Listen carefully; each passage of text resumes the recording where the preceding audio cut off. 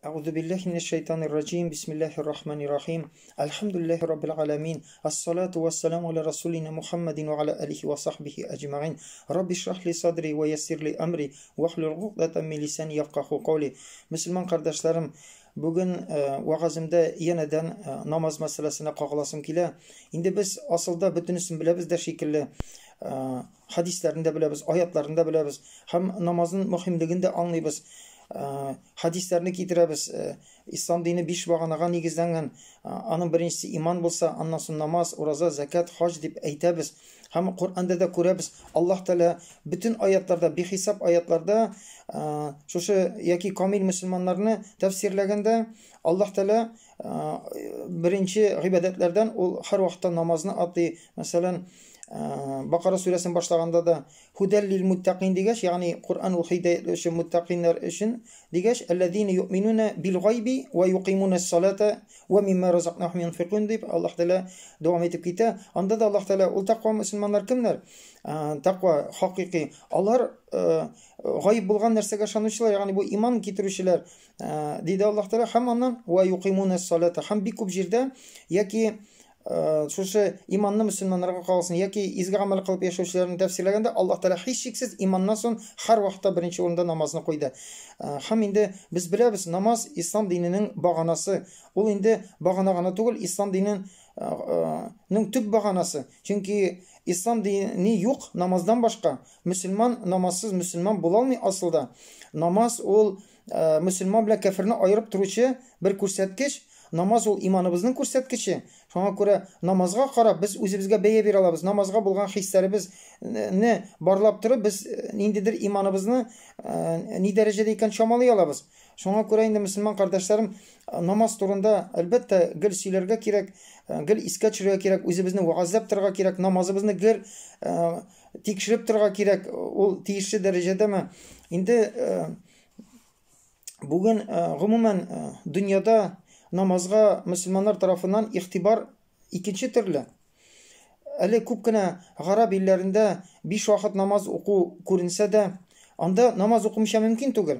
Chunki har ish o'rni turmush shulay kelangan, har ish o'rnida namoz o'qib bo'lmasi bor. Zo'r kibitlarda da namoz bo'lmalari bor. Ham namoz vaqti kirgach azon aytiladi, ham sen anda men namoz o'qimayman deb yoki qola olmaysan, butun kishi oldinda sen namazsız bulup ko'rinolmaysan, o'qiysan kelmasa da, balkim uyda o'qimasan da sen namoz o'qirga majbur bo'lasan. Ham bu endi ta'sir etadi. Kirisincha ondan namoz o'qimishi yashov og'irlik keltirgan mumkin. Endi bu namozlar bo'lsa da, lekin onda da bugün ko'ramiz. Aslında bir nindi qarshilik bo'lmasa da, va lekin masjiddagi namozlarga, ertangi, kechki namozlarga masjidlar bo'sh turadi. Demak, musulmonlar ko'p, lekin masjidlar to'lib turmay, kishilar bu namozni uyda o'qiy yoki butunlay o'qimasqa da mumkin. Ham endi biz o'zimizni tatar xalqina kelsak, biz endi namozdan begirak tayyoraq. Aslida tatar xalqi, boshqirt xalqi bizning Rossiyada o'zim musulmon deb sanay, ya'ni namozni qarasak 5 vaqt namozni ko'pchilik shu o'zin musulmon deb sanagan, biz musulmon deb sanagan qardoshlarimiz aslida 5 vaqt namozsiz. Bir ilişi bik azigina 5 vaqt namozni, mana shu kishilarning azchiligina 5 vaqt namozni hali turmushda turg'izgan. Ulardan da endi shu turg'izgandan so'ng endi bik azigina masalan shu jamoat namozini turg'izgan, jamoat bilan masjidga borib o'quvni turg'izgan. Qoy birlari bizni namozda ko'rgan mumkin 2 g'ayitda ko'rinalar. Yoki qoy birlari endi 2 g'ayitda ham jumg'ada ko'rinalar. Boshqa vaqtda yo'q. Cemaat namazında yok, 5 vaqt namaz yok, o'zlarini musulmon deb sanaylar. Şuna ko'ra endi musulmon qardoshlarım, albatta bu bizning dinimizning tub negizi, dinimizni tutuvchi, dinimizni hosil etuvchi, ham boshqa ibodatlarni tutib turuvchi turmushda, butun turmushimizga ta'sir etadigan, bizning ruhiy holatimizga ta'sir etadigan ibodat. Shuna ko'ra bundan boshqa aslida haqiqiy musulmon bo'la olmaydi kishi. Ham mana cemaat namazına kelganda biz hali 5 vaqt namozga kishilarni chaqirib o'tiramiz. 5 vaqt turg'izmaylar. Nindi jamoat namozi? Endi 5 vaqtni turg'izgan kishilar jamoat bilan namozni masjidda o'qirga tegish. Bu da farz. Bu da sıralar. Shuna ko'ra biz va'zlarda aytdik, sahobalar vaqtida 5 vaqt namozga yurmagan musulmon bo'lmagan. Ham 5 вакыт намазны уку түгел, 5 вакыт җәмәгать белән мәчеткә барып укымаган мөселман булмаган асылда. Bütün мөселманнар мәчеткә барып укыганнар. Һәм даже мунафиклар 5 вакыт намазны укыган. Ул вакытта. Һәм мунафиклар, сахабалар әйткәнчә хадисләрдә, безнең вакытта мәчеткә килми, фақат килмәгән кеше җәмәгать намазына йөрмәсә, ул мунафик кешеләр генә йөрмәде диде. Даже авырту кешеләрне күтәреп килеп, намазга бастырып, алар инде терәлеп булса да җәмәгать белән укыйлар иде, чөнки ислам динендә без күрдек, Пәйгамбәр саллаллаһу алейһи ва саллям авырту кешеләргә дә, сукыр кешеләргә дә өйдә укырга рөхсәт бирмәде. Һәм Пәйгамбәр саллаллаһу алейһи ва саллям бер хадисендә әйтте, әгәр дә диде, берәр җирлектә, мәсәлән, авылда булсын, яки кеше сәфәргә чыкты мөселманнар, 3 мөселман булып, алар намазны җәмәгать белән укымаса, bu 5 вакыт намазны уку турында әйтми, 5 вакыт намазны җәмәгать белән укымаса диде бергә, ягъни аерым-аерым укысалар, җәмәгать белән укымасалар, аларны шайтан биләп ала диде. Алар шайтан шушы тәсиренә керә диде. Шуңа күрә инде аларны шайтан җиңде дип әйтә. Димәк, шайтан бу мәсьәләдә җиңде. Һәм Пәйгамбәр саллаллаһу алейһи ва саллям кисәтә. Асылда ди, көтүдән аерылган сарыкны бүреләр ашый диде.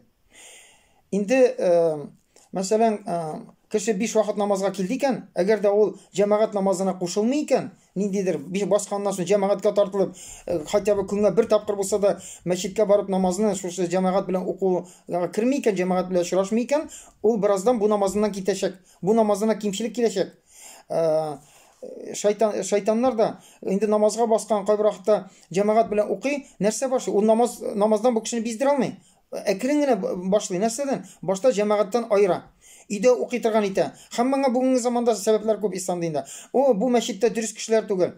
Бу мәчеттә бидгать кылалар. Мин анда барма, син динеңне сакла өйдә дип. Һәм алар җәмәгатьтән айырыла, өйдә утыра, бөтенләй аннан соң инде ялгыш фикерләргә кереп, ялгышып, адашып, диннән чыгып та китә. Шуңа күрә һәр вакытта җәмәгать белән булырга кирәк. Җәмәгатьтә төрле кешеләр була, гөнаһлы да була, изге кешеләр дә була. Җәмәгать ул шуның өчен җәмәгать, бер-береңгә ярдәм итәр өчен.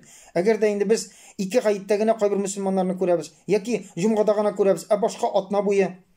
Безнең бит бурычыбыз, мөселманнарның бер-берсенә карата бурычы бар, бер-берсенә ярдәм итү, хәлен белү, ниндидер бергә проблемаларны чишү булырга тиеш. Очрашмагач, һәр кеше үзенең тормышы белән яшәгән, бер-беребезне белмәгәч, без ничек җәмәгать хакын, мөселман бер-беребезнең кардәшлек хакын хаклый алабыз? Шуңа күрә әле ул җәмәгать белән җыелу ислам динен тотып торучы, мөселманнарны берләштереп торучы bir чара булып тора. Шуңа күрә ул катгый итеп куелган. Инде без күпчелек вакытта кешеләр үзенең намазын бәя биргәндә шайтан шулай итеп күрсәтә. Менә вагызлар тыңлыйсың да, һәм үзеңне барлый башлыйсың, һәм үзеңне әйбәт итеп күрәсе килә. Һәм әлбәттә канәгатьлек уята шайтан. Кайчан тирәкне күрсәтә, тирәктәге кешеләрне. Һәм үзеннән үстен кешене күрсәтми, түбәнрәк кешене күрсәтә. Менә син бит инде иртәнге намазны укыйсың, әле кара күпме кеше бөтенләй намаз укымый. Син иртәнге намазны укыйсың, син кемдер анда иртәге кичне укыйсың. Син бит инде нинди зур баскычка менә син намаз укучы. Кемнәрдер анда синең тирәдәге бөтенләй укымый бит әле ди, мөселманнар. Яки анда син инде җомгага йөрисең. Булды җитте җәмәгать белән 5 вакыт калмас, син кара аерылып торасың. Яки син гаетләргә барасың, кешене шайтан тынычландыра. Һәм ул үзенең ниндидер бер инде камиллеккә ирешкән итеп хис итә, һәм бу якта үсеш булмый. Шайтан кешеләрне шулай итеп җәмәгатьтән аера беренче. Аннан соң инде калганы әкренләп кеше артка киткәнен үзе дә сизмичә кала. Инде шуңа күрә biz һәр вакытта үзебезнең намазыбызны бүгенге көндәге мөселманнар белән чагыштыра кирәкми? Сахабалар белән чагыштыра кирәк. Ул вакытта, чөнки без беләбез, иң камил ислам җир йөзендә урнашып, менә исламның бөтен хөкемнәре, шәхси тормышта булсын, мөселманнар бер-берсенә карата күрше хакы, кардәш хакы, bütün налоглар, экономический, bütün исламның безнең өскә йөкләнгән бурычлары үтәлә торган, уголовный кодекс, административный наказаниялар, бөтенсе шәригать буенча үтәлә торган вакыт, ул ислам таләп иткән, исламча яшәү ул сахабалар вакытында, Пәйгамбәр саллаллаһу алейһи ва саллямнан соң бигрәк тә 4 халиф беренче вакытта, бу инде алар иң камил ислам үтәлгән вакыт. Аннан соң инде әкренләп ниндидер кимчелекләр китә башлады, мәсәлән хакимлеккә килү юлында әкренләп ниндидер югала, әле бу бик камил ислам яшәү. Шуңа күрә Peygamber sallallahu aleyhi ve sellem aytkanча, иң камил мөселманнар алар сахабалар, җир йөзендә иң бөек кешеләр. Аннан табигыннар, табигыннар. Ягъни аларга иярүчеләр. Һәм бу беренче где-то 300 еллык ислам тарихын үз иченә ала. Бу вакытта ислам камил рәвештә үтәлә иде. Һәм әйткәнебезчә, без әйттек, ул вакытта бөтен кеше җәмәгать белән намазга йөргәннәр. 5 вакыт аны укымау турында сүз дә юк. Ул вакытта мөселманнар 5 вакыт намазны укымаган кеше нинди мөселман дип санау? Кайчан җәмәгать белән йөрмәгән кешене Munafiqlar гына җәмәгать белән намазга йөрмәгән. Без шулар белән чагыштырыйк, шулар үрнәген алыйк. Алар ни дәрәҗәдә намазларына игътибарлы булдылар. Намаз ул күңелдә урын алырга тиеш һәм тормышта көн дәвамында иң төп гыйбадәткә әйләнергә тиеш. Шул вакытта безнең динебез камил булачак. Шул намазыбызны ничек камилрәк без урнаштырабыз, аңа күңелебезгә ни хәтле ул безнең урынны биләп алып, игътибарыбызны ала, шуның хәтле бу дөнья тормышында безнең динебез камил булачак. Чөнки ул башка нәрсәләргә дә, диннең башка якларына тәэсир итә, безне камилләштерә, безне диндә тотып тора. Һәм инде намаз безне иншалла киләчәктә җәннәткә кертә торган бер сәбәпләрдән булып тора. Һәм сахабалар үрнәгендә карарга кирәк. Бүген инде мин менә Гумар разыяллаһу анһу мисалын бер вакыйгасын, аның белән булган бик тә тәэсирле бер вакыйганы искә төшереп китәсем килә. Гумар разыяллаһу анһу иң бөек мөселманнардан. Сахабалардан һәм сахабаларның да дәрәҗәсе төрле. Пәйгамбер саллаллаһу алейһи ва саллям сахабалар минем күктәге йолдызлар шикелле, кайсына иярсәгез дә ялгышмасы, бу бөтенесен дә мактады. Алар арасында әле гөнаһ эшләгәннәр дә бар иде, ялгышканнар да бар иде, галимнәр дә бар иде, бик күп изгелек кылганнар да бар. Ләкин алар гомуми камил мөселманнардан санала. Шулар арасында иң бөекләре бар. Алар Абу Бәкр, Умар разыяллаһу анһулар, Усман разыяллаһу анһулар, Али разыяллаһу анһулар һәм ул вакытта бик зур шушы сахабалар, алар инде ислам динендә үрнәк булганнар, югары дәрәҗәгә ирешкәннәр, үзләренең иманнары белән, гамәл гыйбадәтләре белән, исламда кылган эшләре белән. Гумар разыяллаһу анһу шундый бөек шәхесләрдән, ул икенче хәлифә. Һәм дөресен әйткәндә, Абу Бәкр аңа хәтле булган хәлиф разыяллаһу анһу, ул 2 ел гына хәлиф була алды. Инде менә Гумар разыяллаһу анһу 12 ел хәлиф булып торды һәм шушы вакытта ислам дине тормышта урнашты. Анда армиясы булды, бөтен законнар кабул ителде, экономик дәүләт системасы төзелде камил рәвештә. Мөселманнар ярты дөньяны яулап алдылар. Шундый куәтле күтәрелгән вакытлары булды һәм бу инде әлбәттә монда зур урын алып тора. Гумар разыяллаһу анһу, аның сыйфатлары, аның шушы җитәкчелеге. Bir вакыт, bir көнне Гумар разыяллаһу анһу үзенең сахабалар белән Мәдинә урамыннан барганда һәм күрә бер мастерской. Элек шундый мастерскойлар булган, бу тимерче була, тимерчелекне була һәм анда шушы инде утны өрдерүче, инде тимер эшләр белән мәшгуль булган бер кешене күрде. Гумар разыяллаһу анһу сорады: "Син нәрсә эшлисең?" диде. Ул әйтте: "Мин тимерче һәм балта остасы" диде. "Хәзер нәрсә эшлисең син?" диде. Ул кеше әйтте: "Мин тегермән ясыйм" диде. Кул тегермәне инде. Ул вакытта оннарны тегермән белән тартканнар һәм кул тегермәне. Гумар шунда разыяллаһу анһу әйтте: "Миңа ди әйттеләр ди синең турыда ди. Син шундый оста икәнсең, әгәр дә теләсәң, җилдән ясый торган тегермәндә эшли аласың. Бу кул тегермәне эшли. Син шундый тегермәне дә эшли аласың икән" диде. Шунда бу кем иде соң бу? Бу нинди тимерче иде. Бу үзе фарслардан булган, ниндидер бер бәрелеш сугыш вакытында фарслар белән булган элекке сугышта ул пленга төшкән инде. Пленга төшкән, ләкин ул бик оста булган. Бик оста шушы тимер остасы булган һәм мөселманнар аны шушында инде үзләренә хезмәттә калдырганнар. Ул мөселманнарга кинжаллар, кылычлар, шушы нәрсә кирәк, шуларны эшли торган булган, бик зур оста булган бу җегет һәм ул хезмәт кылган. Инде аның исеме Абу Лу'лу'a, ул әйтә: "Эй Гумар ди, мин сиңа ди, һич шиксез шундый әйбер эшләячәкмен синең өчен ди. Бер әйбер эшләячәкмен ди. Һәм ул әйбер турында көнчыгыш һәм көнбатыштагы бөтен кешеләр ишетәчәк ди. Шундый дөньяга таралачак бер әйбер эшлим ди." Гумар разыяллаһу анһу кешеләргә борылды да, үзе белән булган инде, ул бит халиф, Ул инде үзенең шушы җитәкчеләр белән Гомар разыйлаһу анһу гел простой кием киеп, үзенең төннәр буе шәһәрләрдә йөри торган булган, кешеләрнең хәлен белеп, дөрестән дә хәле нинди икән дип, ул шундый җитәкче булган. Һәм монда да инде ул шушы үзенең тирәсендәге кешеләр белән булганда, ул борылып әйтә: "Күрдегезме ди, динсез ди, Аллаһсыз кеше миңа вәгъдә бирде ди. Бу миңа шундый бер әйбер эшләп бирәм, кешеләрне шаккаттыра торган һәм бөтен дөньяга ишетелендергән" дип әйтте ди. Ләкин Гомар разыйлаһу анһу китеп барды. Бу җегет нәрсә эшләде соң? Бу җегет инде әйткәнемчә ул фарслардан була. Һәм менә бу вакытта Гомар разыйлаһу анһу, без әйттек инде, фарсы дәүләтен бөтенләй яулап ала. Ул империя. Ул вакытта мөселманнар шушы ислам дине килгәндә җир йөзендә ике зур империя була. Берсе фарсылар, алар күп дәүләтләрне буйсындырып, шуңа күрә империя дип. Алар инде бик бай, дөньяны күп гасырлар буе, йөздәгән еллар буе ярты дөньяны тота торган шундый дәүләт була. Алар асылда утка табына торган. Аларның дине утка табынганнар.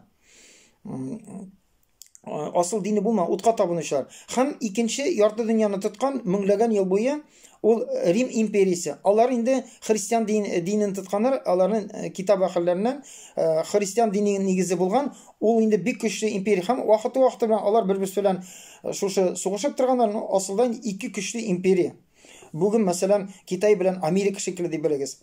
Үз вакытында Америка белән СССР шикелле булсын. Ике дәүләт, калган дәүләтләр инде алар астында менә шушы дәүләт. Ә мөселманнар кыска гына вакытта ислам дине килде. Пәйгамбәр саллаллаһу алейһи ва саллям 23 ел буе шушы дәгъват кылды. Аннан соң Умар Абу Бакр 2 ел, 25 дип алды. Һәм бер 10 елдан соң, буквально 35 ел эчендә мөселманнар менә әле ислам дине килдегенә шундый дәүләткә әйләнделәр, төзделәр дәүләт. Алар ике көчле империяны юкка чыгардылар. Һәм менә монда да инде фарсларны буйсындырып, һәм ул вакытта бик күп табышлар кайта. Алар бик бай дәүләт була. Гомар разыйлаһу анһу каршына аударал әйтелә, шүмәлә алтыннар, бриллиантлар иеп куя. Гомар разыйлаһу анһу моны күрә дә, шуны хәтле байлык кайта. Җылап җибәрә. Ул бик акыллы, хикмәтле кеше була. Ул аңлый. Күпчелек кеше моңа шатланыр иде. О, хәзер безнең дәүләтебез алга китә, проблемалар шишелә. Ул җылады һәм Аллаһ Тәгаләгә дуга кылды. Я Раббым, нишәп миңа моны күрсәтте? Нишәп минем вакытында моны бирдең, бу байлыкны бирдең дип әйтә. Ул аңлый. Бу байлык килгәннән соң кешеләрнең күңелен үзгәртәчәк, ниндидер үзгәреш бирәчәк. Һәм дөрестән дә шушы мөселманнар байый башлаганнан соң әкренләп аларның диннәрендә зәгыйфлек китте. Шундый сүзләр китте. Менә без сугышып йөрибез, җихадта йөрибез, безнең семьяларыбызда проблемалар бар. Әйдә өйләрне карыйк әле. Әзә байлык килде һәм алар инде дөньяга күбрәк кирип китә башладылар. Шуңа күрә Гомар разыйлаһу анһу моны аңлыйдыр иде. Шуңа күрә ул җылады, шушы сүзләрне әйтте. Инде менә шушы фарсы дәүләтен яулап алганда пленга кулга төште визирләре, вәзир, ягъни дәүләттә икенче кеше, патшаның икенче кешесе, бөтен премьер-министр шикелле бүген. Ягъни ул бөтен нәрсә белән җитәкчелек итә. Ул бик акыллы була, бик гыйлемле була, бик хәйләкәр була, бик хәйләкәр кеше була. Һәм ул инде дәүләттә хәзер русча әйтә, черный кардинал. Бар патша, хакыйкый җитәкчелек, власть менә асылда шул кеше кулында була. Шуңа күрә ул пленга төшә. Һәм әлбәттә ул бит инде ярты дөньяны яулап торган патша. Күз алдына китерегез, нинди бай дәүләтнең патшасы дип белегез. Һәм аны Гомар разыйлаһу анһуга алып киләләр. Һәм ул уйлый, үз алдына, ул вакытта күз алдына китерегез, Римский империяның императоры булсын, яки бу патшасы булсын, аларның урамга чыкканда, каядыр барганда, алар бөтенесе алтын киемнән, аларның алтын кареталары, аларның сакчылары бөтенесе яхшы киенгән, аларны күтәреп йөриләр яки баралар, алар килгәндә урамда бөтен кешеләр сәҗдәдә күтәреп карарга ярамый, башынча балар. Шундый дәһшәтле кыяфәттә бөтен кеше куркып тора. Һәм ул да бәлкем уйлагандыр. Без ул бит әле белми, бөтен дөнья ишетә, менә фарсларны яулап алды, шундый зур җиңүгә ирештеләр, шундый көчле дәүләт. Аларның җитәкчесе Гомар дигән кеше. Һәм ул бәлкем көткәндер, хәзер аны шундый җиргә алып керәләр, алтын тәхеттә ниндидер утыра анда бер кеше, ярты дөньяны яулап алган бит инде, байлыкта, сакчылары ниндидер үзләренчә күз алдына китерде, монда алып киләләр, сакчысы, кайда Гомар, кая? Безгә Гомар кирәк иде. Гомар разияллаһу анһу кирәк иде. Ул кайдадыр тегендә йоклап ята диләр. Һәм ниндидер карыйлар агач күләгәсендә җирдә бер кеше йоклап ята. Кылычларын агачка илеп куйган. Бу бик аптырый. Килеп караса, хәзер бер инде теге ул бит инде курккан иде. Нинди шундый кеше дип хәзер үзенчә күз алды һәм монда бер простой кеше яткач инде ул бәлкем үзенең биеклегенә уйлагандыр. Бу ниндидер уйлар уйлагандыр. Бу нинди кеше дип. Шунда Гомар разияллаһу анһу торып баса, ул зур баһадир, 2 метрлык кеше, баһадир һәм аңлатканысы менә бу шул мөшрик, утка табынучы, шушы җитәкче дигәч, элек бит инде, мәсәлән, безнең дә Бөек Ватан сугышында әгәр дә бер генерал пленгатчы икән, ул башка кешеләр белән булмый бит инде. Аңа ашарга, аңа аерым бүлмәгә, анда ниндидер барбыр хөрмәт күрсәтелгән. Һәм бу да өмет иткәндер. Бу бит инде простой пленный түгел. Бу бит инде җитәкче һәм ниндидер тиешле барбыр да икенче дәрәҗә күрсәтерләр дип уйлыйм. Гомар торып басты. Аның biz bilamiz bir vaqt bo'ldi Umar raziyallohu anhu dunyoni olib olgan şuшы җитәкче халиф булып тора, аның шапанында 11 җамау. Субханаллах. Һәм бу да аптырый, шундый сүзләр бар. Мин беләм, син ни өчен курыкмыйча җыклыйсың. Ягъни син бай түгел. Син байлык түгел. Чөнки әгәр дә байлык була икән, мәсәлән, бүгенге көндә дә бер беләбез җитәкчелектә бүген бәйле. Җитәкче булды икән байлык.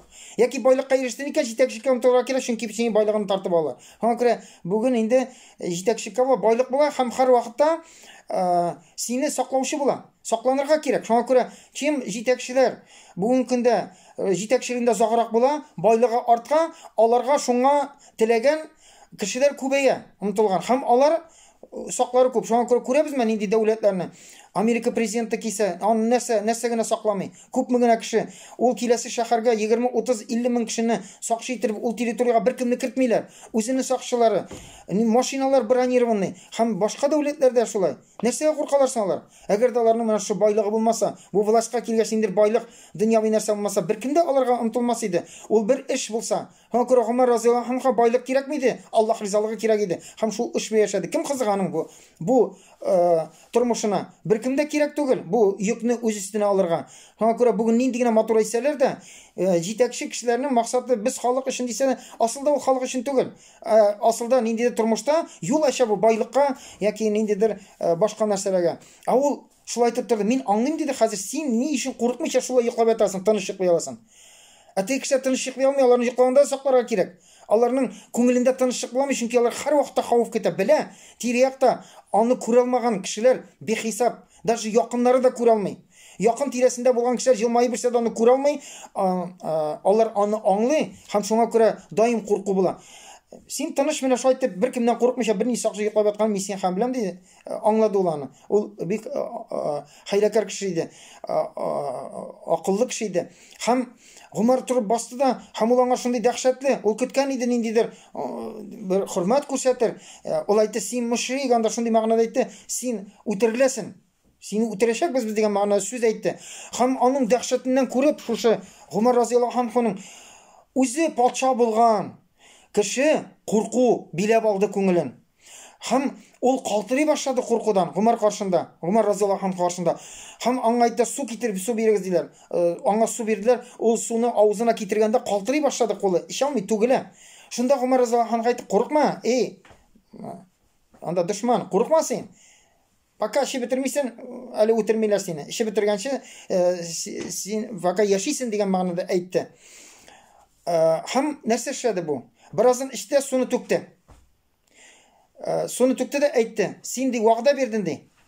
Моны işi bitirмичә үтерелмисең дип. Мин ул аны түкте, işi bitirмәде. Син вәгъдә бирдең. Умар разияллаһу анһу аптырап калды бу кешенең хәйләкәрлегенә. Мин шулай дип әйттемме? Вәгъдә бирде, аны үтәргә кирәк. Һәм ул шушы үтерелмичә мөселманнар калдырылды. Ул анда йөрде, аны бикләп куймадылар. Ул йөри, яши, тирәякны күзәтә. Һәм шунда күреп алды, менә шушы үзенең дәүләтеннән булган, ул бит аның патшасы иде. Шушы җегетне күреп алды. Һәм ул хәйләкәрлеге белән әкрен генә аны кытырта башлады, Гомәрне үтерергә. Ягъни ул бит аңа буйсынган, ул аның патшасы. Ул аннан куркып тора. Һәм әкрен генә ул аны кытыртты хәйләкәрлеге белән. Һәм менә бу базарда очрашканда ул җегетнең уже нияте бар иде. Ул инде моның өстендә шибаш, ул нәрсә эшләде? Ул бик яхшы тимерче, ике яклы пычак эшләде. Элек сугышта шундый булган, ике яклы. Ике ягы тегеләгә дә булайга да бер төрле кисә торган һәм бик яхшы пычак эшләде. Аны бер ай буе эшләгәннән соң аны агуда тотты. Элек укларны, ягъни ярагына бирмәсен, ул кадалган ук кешене үтерсен өчен ниндидер агу, анда җылан агулар белән яки башка шундый һәр халыкта үзенә хас үсемлектән булсын агулар белән агулый торган булганнар. Үлемгә китерсен яки газап бирсен өчен шуны эшли торган булар. Һәм ул анда да әйтә Умарга: "Мин сиңа шундый бер шәшәкмен, бөтен дөнья моны ишетәчәк" дигән мәгънәдә әйтә. Инде һәм ул бер көнне эшләп бетерде. Һәм инде пычагын әзерләп бетергәч, ул Умарны үтергә ниятләде. Һәм моның өчен ул кичке намаздан караңгы вакытта мәчеткә барып кирип калды. Чөнки иртә белән анда кешеләр була, һәм ул вакытта мәчетләр караңгы. Анда бер-ике лампа элеп куялар. Ул караңгы, мәчет эче караңгы була. Һәм керә әз генә яктылык була, теге урынны табыр өчен, сафны табыр өчен ул алдан кирип төне буе шунда көтеп утыра, алда. Белә, көн саен Умар разияллаһу анһу иртәнге намазга килә, имам булып баса, намаз укыта. Һәм ул шунда чаршау артында кайдадыр, кеше күрми торган җирдә иртә белән көтеп утырды. Һәм Умар разияллаһу анһу иртә белән намазга килде. Бер нәрсә әлбәттә күрмәде, белмәде, тоймады. Ул имам булып басты һәм үзенең намазын башлады. Башта шушы мөшрик чыгарга уйлаган, аннан соң кире уйлады. Ягъни башлагач та чыгарга уйлаган, аннан уйлады, бәлкем кем намазга соң булып килсә, керешкәнче ул кымашаламасын өчен ул көтте икенче рәкатькә күчкәнен. Инде Умар разияллаһу анһу икенче рәкатькә басканнан соң ул күз ачып йомганчы шушы урыннан килеп йөгереп тә чыкты Умар каршына һәм аңа кызу пычак белән кадый башлады. Умар разияллаһу анһу бит мондый вакытта якын килеп булмый, ул бит иң яхшы баһадирлардан, ул зур гәүдәле, таза кеше. Аңа якын килеп булмый. Шуңа күрә ул тиз генә аңа кадый башлады. Ул намаз укытканда берсесе бер кадаганы күкрәгенә эләкте, бераз. Берсесе монда кырыена эләкте. Өченчесе кадаганда ул аның инде киндектән түбән басты һәм ул аны күтәреп менде. Һәм ул курсакны ертып менде, кисеп менде. Умар разияллаһу анһуның бөтен ишәкләре шунда асылынып төште. Бөтен ишке әгъзалары тышка чыкты. Ул авыртудан кычкырып җибәрде һәм аңын җыеп җыгылды. Һәм инде бу мөшрик хәзер нишләргә белмәде. Уйлап бетермәгән иде. Мәчет намаз белән тулган, бу ягында ишек юк. Ишек артта. Әле бит мөселманнар моны аңламый нәрсә булганны. Бу бит буквально секунд эчендә шулай булды. Анда караңгы, алда нәрсә булган, ниндидер кычкыру ишеттеләр, берсе дә аңламый. Һәм аңа чыгарга кирәк, һәм ул чыгар өчен тиз генә шушы туры сафны бәреп, мөселманнарны бәреп, сафларны җырып, һәм як-якка пычагы белән шулай бөтен кешегә кадый итеп бәреп йөгереп чыга башлады. Артка хәтле барып чыккан иде, һәм анда шушы ишек бикле булды. Һәм инде монда мөселманнар да әзрәк аңлашып алды. Шушы арада ул 30лап сахабаны яралый. Кайсының күзенә, кайсының башына, кайсының муенына, кайсының тәненә, кулына, бөтенесен җәрәхәтләп, шулай итеп оңы-соңлы барды, артка барган иде. Анда инде сахабалар бөтенесе дә шулай ук сугышчылар, шулаймы? Бу аңлап алганнан соң моңа якын килеп булмый. Берсенең плащы бар иде, ябынып килгән. Ул шуны аңа ыргытты. Һәм ул анда буталды. Аның күзе капланды, һәм ул инде хәзер эш кылмасын аңлаганнан соң үзенә әйтелә, үзен кадап үтергән дип әйтелә. Бер җирдә инде, мөселман мөһим түгел. Аннан үтермәгән дип әйтелә. Аны кулга алып Умар разияллаһу анһу башта аңа әле үтермәскә куша, мөселман мөһим түгел. Мөһим менә бу вакыйга, безгә вакыйгасы. Инде шунда Абдуллах ибн Умар аның малае әйтә, мин ди шунда әтиемә килдем ди. Әтием янына килдем, хәзер ул каушаган, бөтен җирдән канага, ишәгеләре җиргә төшкән. Мин аның канын туктатырга теләп, кулым белән аның шушы корсагын ябырга теләдем ди. Һәм минем кулым аның эченә кирип китте ди. Қалны тоқтатам. Шуннан дейін өзімнің шалманы салдым. Шалмалы нәрсе? Хәзер инде ул ниндидер бер без даже мәгънәсен дә аңламый. Элек сәфәрдә йөргәндә мөселманнар шалма ул узын материя булган, шурнаганнар, әгәр дә сәфәрдә үлеп калса, шунда күмгәннәр. Кайда үлсә кешене күмгәннәр. Һәм бу кәфенлек шикелле булган. Аны шуңа төреп, шул урында күмә торганнар. Шуңа ул кәфенлекне үзләре белән әйткәннәр. Мин ди үземнең шалманы салдым. Әтиемнең корсагын шушы шәгеләрнең içine кертеп, инде шушы бәйләп куйдым ди. Аннан соң әтигә эндәшеп карыйм ди. Аны инде алып барып бер урынга салалар, шунда бер кырыйга. Мин әтигә эндәшеп карыйм ди. Ул бер җавап бирмәй ди. Ягъни селкенмәй дә. Аны этеп селкетеп карыйбыз, ул селкенмәй ди, ята ди. Шуннан күпмедер вакыт үтте ди, әле кояш чыкмаган. Бу бит иртәнге намаз вакыты, кояш чыкмаган, ул бер заман күзен ачты ди. Ягъни аңына килгән шушы вакытта. Ул уң якка борылып карады, бүтән сахабалар уң ягында елап торалар ди. Елап торган ирләрне күрде.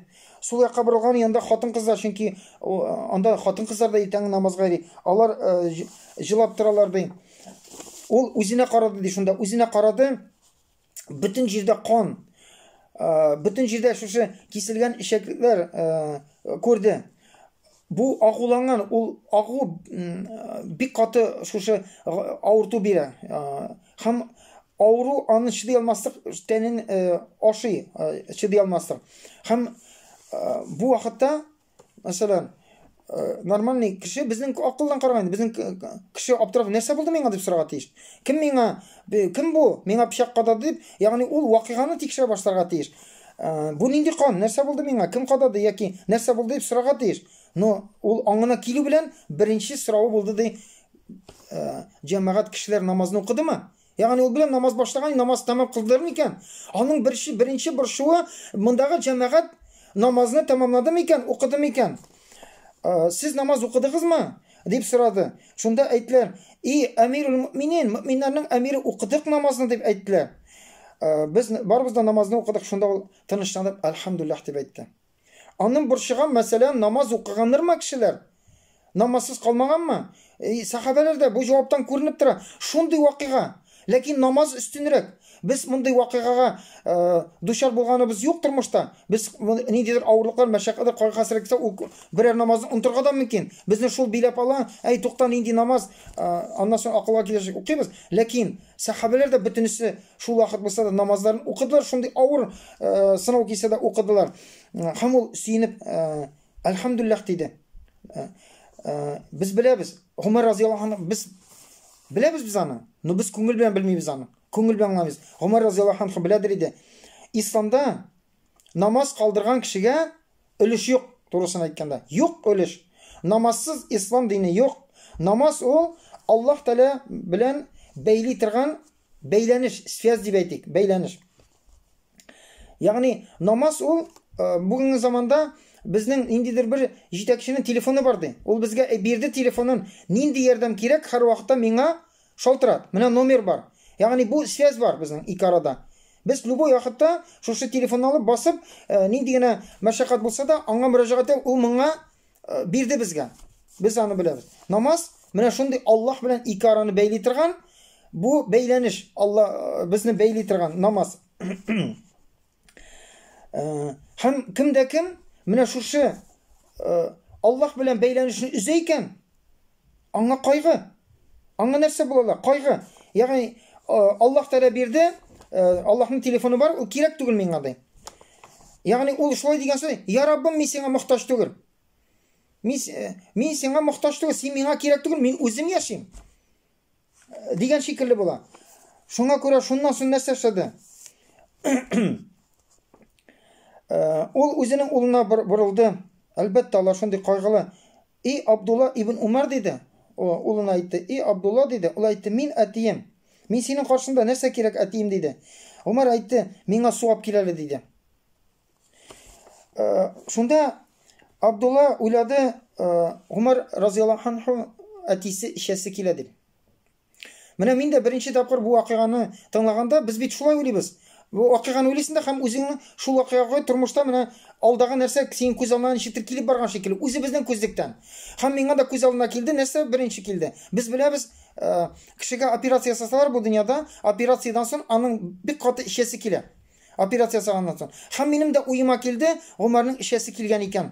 Ишәргә су сорады бу дип. Малай да шулай уйлады. Әтинең ишәсе килә икән дип уйлады. Ләкин юк диде. Миңа тәһарәт алырга су кирәк диде. Мин бит әле фәҗр намазын укымадым диде. Мөселман кардәшләрем, кешенең күңеле намаз нинди дәрәҗәдә күңелендә? Әле аны бер нәрсә кызыктырды бу мизгелдә. Беренчесе ул Амирул Муъминин, мөселманнар намазны укыды микән? Аннан соң үзенең намазы бер нәрсә кызыктырды. Нәрсә булганы белән, нинди халәттә, авыру нинди көчле. Ул аны уйламый, ул белә намаз иң мөһиме тормышта. Нәрсә генә булса, нинди генә вакыйга булса да, намаз иң мөһиме. Шуңа күрә ул намазы турында уйлый әле. Аңа суап килдер, тәһарәт алырга ярдәм иттеләр, аны җудлар, шушы тәһарәт алдырдылар. Һәм инде ул шушы намазын укыды. Шушы халәттә намазын укыды. Аннан соң намазын укыганнан соң, аннан соң иң беренче нинди бу вакыйгада иң мөһим вакыйга ул шуңа күчте. Аннан соң гына ул күчте, ул әйтте. Мин диде 12 ел имам булып тордым. Ягъни мин бу мәчеттә мин 12 ел имам, Амирул Муъминин, мөэминнәрнең җитәкчесе. Кем миңа яра ясады? Кем мине үтерде диде. Ул беләдер иде, что бу ярадан ул үзенең үләсен беләдер иде. Мондый ярадан тазарып булмый, ул беләдер, шуңа күрә кем мине үтерде диде. Кешеләр әйтте, сине утка табынучы җегет үтерде дип әйтте. Инде кешеләр иртәдән бирле аяндагы сахабалар ул уянга шуны сорар дип көттеләр. Ул хәзер сора, нәрсә булды? Кем мине үтерде? Кем ул? Миңа кул күтәргән сәбәбе нәрсә? Белергә теләде. Аңа әйттеләр, ул Аль-Мугира аш-Шайбаның кулы, ягъни аның хезмәтчесе шушы. Син аны ул әйтте, без бер ай элек теге базарда күргән җегетме? Дигәч, аңа ие диделәр. Шунда ул әйтте, әлхәмдүлилләх диде. Нәрсә өчен? Ягъни мәгънәсе шунда инде, безнеңчә әйткәндә, Аллаһка шөкер булсын, мине намаз укымаган кеше кулыннан үтергән Аллаһка шөкер булсын, диде. Ул шушы борчылмый, ул борчылган иде. Кем икән бу? Ул бит халиф. Мин нинди ул борчылды? Берәр мөселман нәрсә беләндер канәгать булмыйча миңа кул күтәргәндер. Намазлы кеше, мөселман үзе өчен борчылды. Мин берәр кимчелегем булгандыр, кемгәдер карата булганда. Шуңа күрә кыямәт көндә ул кеше миңа моны әйтәчәк кыямәт көндә. Син минем хакымны үтәмәдең. Син Амирул Муъминин дидең. Миңа карата бурычыңны үтәмәдең. Менә шундый миңа җәбер зулым кылдың. Шундый зыян китердең. Әйтер дип минем белән тарткалашыр дип уйладым диде ул. Әлхәмдүлилләх. Намазсыз кеше икән. Намазсыз кеше, Аллаһка шөкер булсын. Шундый кеше миңа булганы кыямәт көндә миңа шундый ни бирә алмый. Претензия белдерә алмый дигән мәгънәдә. Мөселман кардәшләр, ни өчен шу хәтле? Менә бу даже үтергән кешендә намазсыз булуаны сөендерде. Чөнки белә, кеше намазлы икән. Намаз ул бик зур нәрсә кешенең тормышында.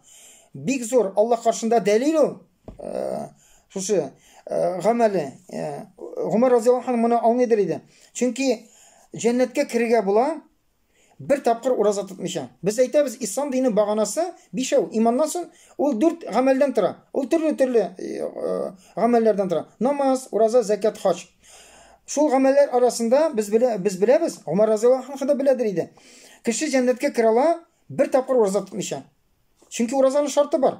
Әгәр дә кеше авыру икән, тумыштан авыру икән, ниндидер авыру бар икән, хәзер бик күп сахарный диабет.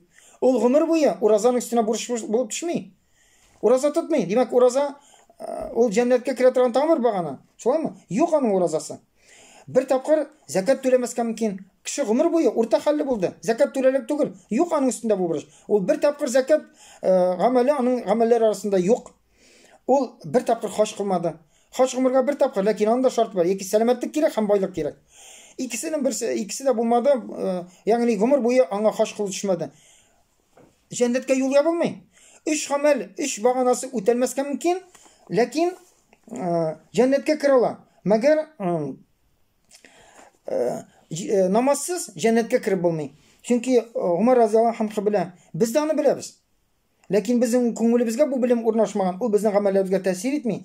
Кыямәт көнендә беренче сорау булачак, Аллаһ Тәала хисап кылганда. Без бихисап гамәлләребез белән гомеребез дәвамында кылганда, туганнан үлгәнчә үткән гамәлләребез белән килгәндә Аллаһ каршына гөнаһлар, изгечләр белән туганда, Аллаһ Тәала кайсыннан башлый? Кайсы гамәлдән башлый? Намаздан башлый. Умар разияллаһу анһу моны беләдер иде. Аллаһ Тәала сораячак, синең намазың бармы?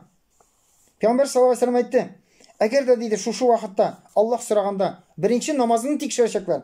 Намазында тәртип була икән, аннан соң калган гамәлләр кабул ителә. Димәк, намаз юк икән кешенең бөтенләй. Монда нинди сүз? Аллаһ Тәала бу кешенең гамәлләрен карап тормый. Башка изге гамәлләре карап тормый Аллаһ Тәала. Хисап кылынмый, чөнки намаз юк, төп гыйбадат. Һәм шуңа күрә безнең ислам динендә бик күп изгелекләр, намаз, ураза, закат, хаҗ дибез, әтиянигә изге кылырга кирәк, җәннәт ишекләр, башка шундый изгелекләр бар.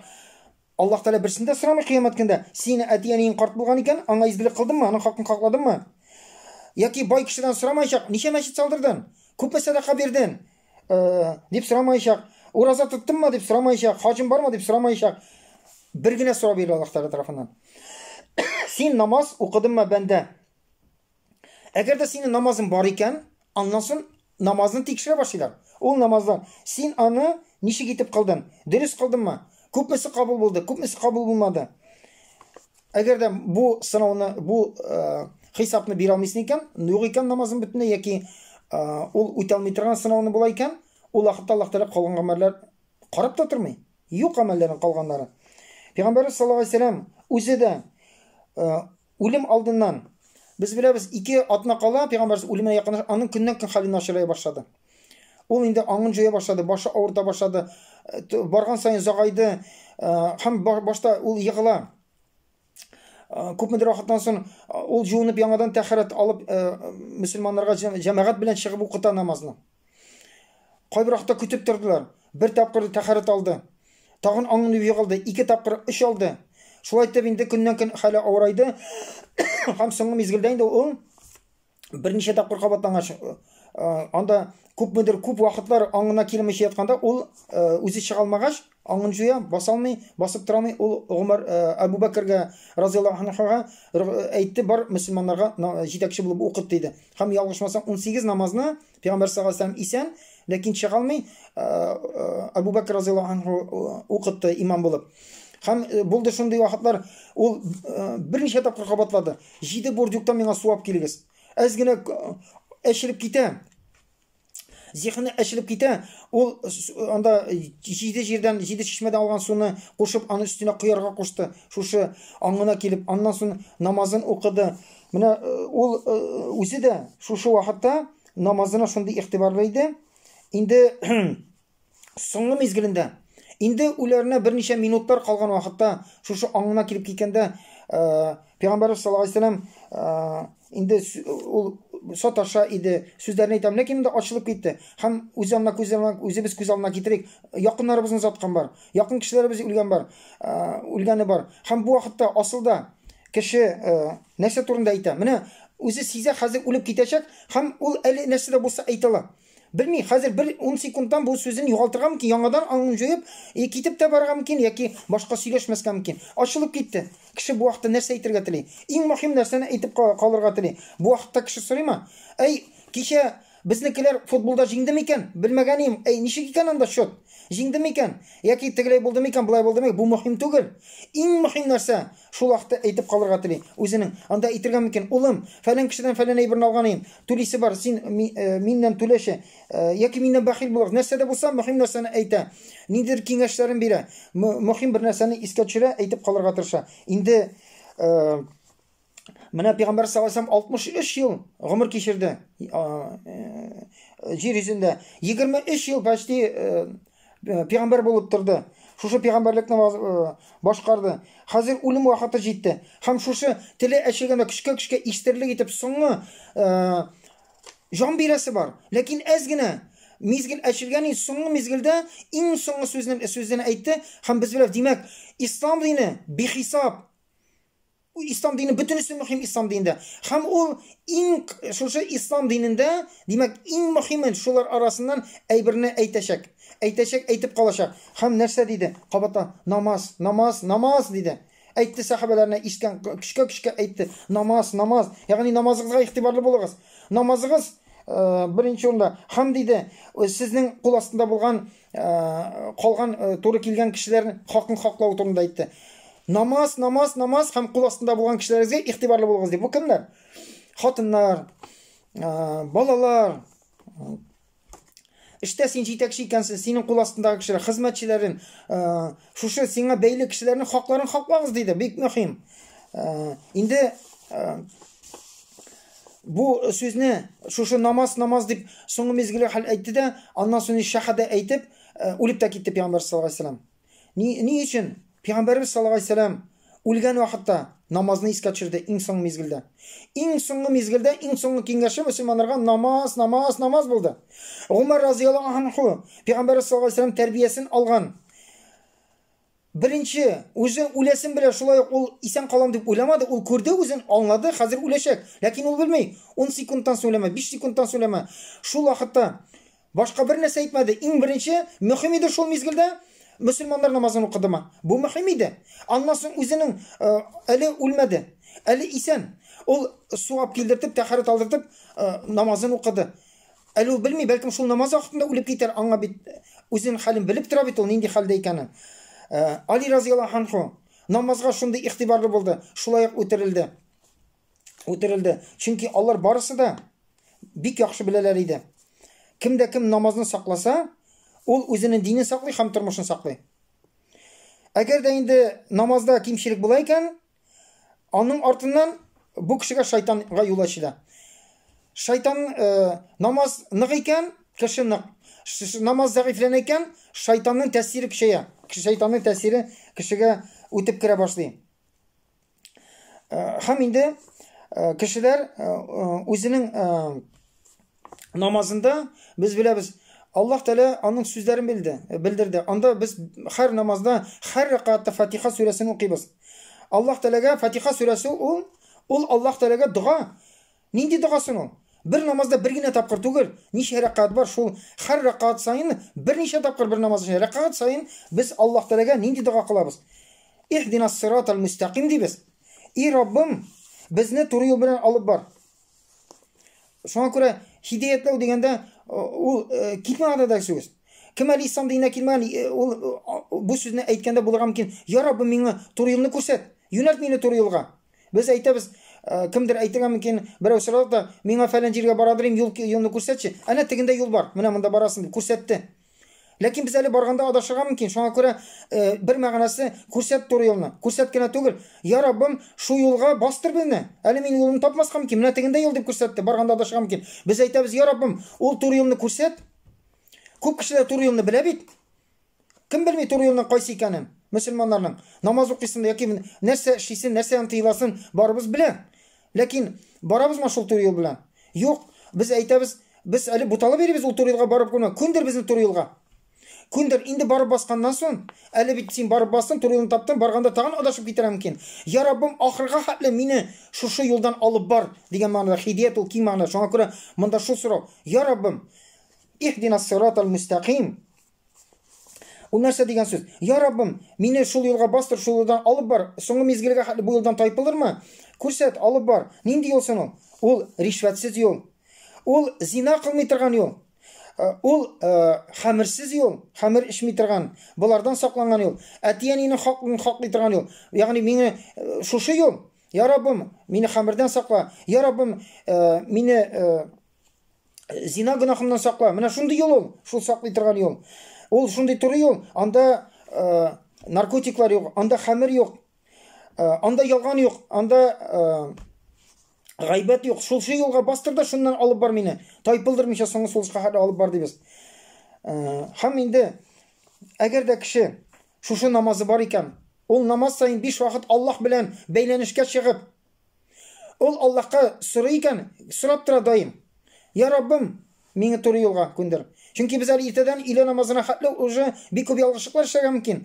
Бик күп нәрсәләр тәэсирләнеп, бик күп ялгыш фикерләр безгә дөрес шикелле булып күренергә мөмкин. Ялгыш юлларга башланырга мөмкин. Без Аллаһтан сорыйбыз, я Раббым, илә намазында сорыйбыз, һәр рәкатьтән туры юлдан күндер, туры юлга күндер, туры юлны күрсәт, туры юлдан алып бар, туры юлдан тайпылдырма дибез. Һәм инде менә шушы Аллаһ белән булган бәйләнешне өзмибез икән. Бу бәйләнеш безнең нык икән, дөрес икән. Әле намазында бит бу бәйләнешне үзмичә укырга кирәк. Аллаһ хәбәр дип кирдендә, икенче нәрсәне уйлап, бу бәйләнеш өзелеп теге була бит. Сотовый телефон нашар тоткан җирдә то ялгана, то өзелә.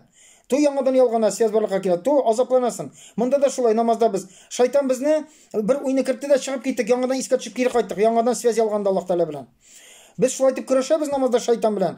Ул белә, шушы Аллаһ белән бәйләнешкә кергән һәм бу намазны кеше камил рәвештә үтереп чыкса, аңа нәрсә була? Шайтанга юл ябыла. Шайтанның тәэсире кими. Моңа хәле тәэсир иткәне аның кимәячәк. Моннан соң тәэсир итә алмый. Әгәр дә бу ихлас булса. Шуңа күрә бу бәйләнеш без үзмибез икән, нык икән, беркемдә ул кешегә зыян китерә алмый. Шуңа күрә Пәйгамбәрбез саллаллаһу алейһи ва сәллям үлгәндә дә намаз дип берничә тапкыр кабатлады. Чөнки намазы бар икән кешенең. Кимчелекле булса да, ләкин 5 вакыт намазын укып бара икән, әле аны җәмәгать белән укый икән. Бу тагын да югарырак дәрәҗә. Кеше ялгышмыйча тормый. Гөнаһлар эшләп куйса да, ниндидер гөнаһлар эшләп куйса да, ул аннан намазы бар икән аның, ул гөнаһтан ул тәүбә кылып арыначак. Намаз аны кире өстерәп туры юлга кертәчәк. Бу намаз, бу гөнаһ аннан китәчәк. Шуңа күрә, әгәр дә кешенең намазы белән тәртип икән, ул кеше бер кашан да наркоман була алмый. Камил намазлы мөселман, намазы камил икән, ул вакытта ул бер кашан да наркоман мөселман була алмый. Яки хәмер ишүче була алмый. Хәмер ишә алмый камил намазлы кеше. Зина кылмый камил намазлы кеше. Зинаны, шундый гөнаһлар бар, зина турында әйтелгән, зинаны кеше иманлы хәлдә кылмас ди. Ягъни зина кылган вакытта кешенең иманы китеп тора. Әгәр дә зина кылган вакытта үлеп китә икән, ул имансыз китә. Шуңа күрә ул зина, мәсәлән, шундый намаз укучы кеше зина кыла алмый. Намаз укучы кеше процентка акча алмый. Рибага кирми. Намазы камил икән, бу гөнаһка бармый. Бүгенге заманда бик киң таралган процент белән бер нәрсә дә алмый һәм процентка батмый. Һәм киресенчә, кешенең намазында кимчелек бар икән, проблемалар бар икән. Укымау турында сүз дә бармый, әле бу укыган кеше турында бара. Безнең күпчелек вакытта намазларыбыз кимчелекле. Намазда проблемалар китә икән, әкренеп, һәм аның шушы Аллаһ белән бәйләнеше кимегәннән кими. Һәм бу бәйләнеш кимегән белән шайтанның бәйләнеше арта, кешегә тәэсире айта, һәм әкренеп шайтан кешене үз кулына ала, һәм әкренеп аны гөнаһларга китерә. Шуңа күрә, шундый мөһим булганга, тәэсирле булганга күрә, Аллаһ Тәгалә намазны фарыз кылды һәм аны калдырып булмый. Юк аның шарты калдыра торган. Кыямәт көнендә намазсыз яшәгән кеше бу дөньяда безгә җавап бирәләр. Эшен сәбәп итеп китерәләр. Сәламәтлеге, мин авырыйм, мин тегеләй, мин болай дип әйтергә мөмкин. Сәбәп китерә, ләкин кыямәт көнендә бу сәбәпне бит Аллаһ Тәгалә кабул итми.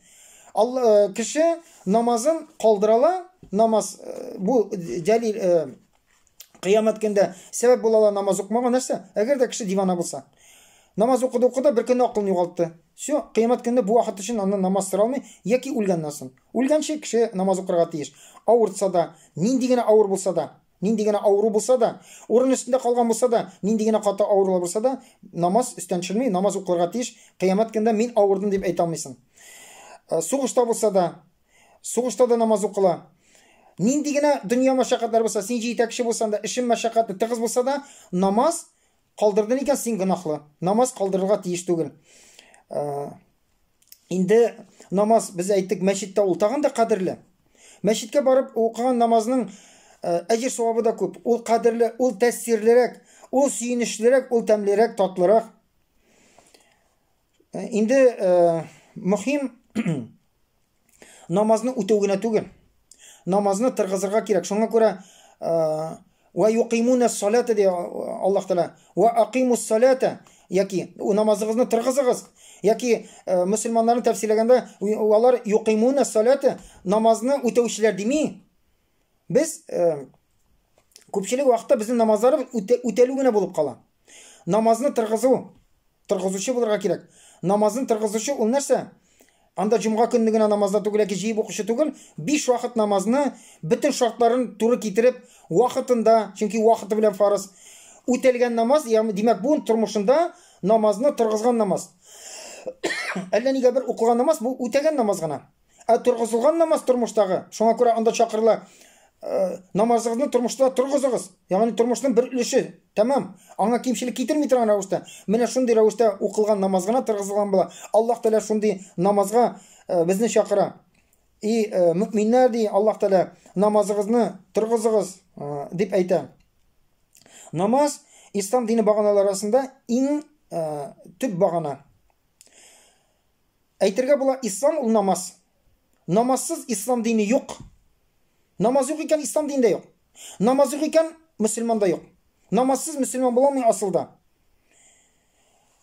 Ул бердән-бер шушы ислам дини баганасы, аның дәрәҗәсе мөһим икән, башкалардан аерылып тору нәрсә сәбәпле? Без беләбез, намаз кайда фарыз кылынды. Bütün гыйбадәтләр, Җабраил галәйһиссәлам аятларны, bütün гыйбадәткә кагылышлы аятларны Җиргә килеп Пәйгамбер саллаллаһу алейһи ва сәлләмгә белдерде.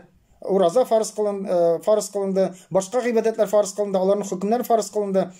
Бердән-бер гыйбадәт ислам динендә ул намазны бәндәгә фарыз кылыр өчен Аллаһ Тәала Пәйгамберimiz саллаллаһу алейһи ва сәлләмне шушы бик күп мөгъҗизалар аша Исра ва Миграҗ вакыйгасы аша үткәреп, үз хузурына күтәреп, Аллаһ Тәала бүләк итеп намазны шунда фарыз кылды. Шушы намаз белән ул аннан төште. Шуңа күрә намаз шуның хәтле мөһим, һәм шуның өчен Пәйгамберimiz саллаллаһу алейһи ва сәлләм үләр алдыннан соңгы сүзе намаз булды. Һәм кыямәт көндә шул сәбәпле ул иң беренче соралачак. Шуңа күрә bütün башка гыйбадәтләрдән үстен, хаҗга караганда, закатка караганда, рузага караганда, ул иманнан кала беренче исламның баганасы булып тора. Исламны кабул иткәннән соң без кешене нәрсәгә чакырабыз? Шәһадәт әйткәннән соң нәрсә? Бар әтиянең белән хакын хакла, бар ураза тота башла, бар хаҗга барып кайт дип әйтмибез. Намазны тыргызырга кушабыз.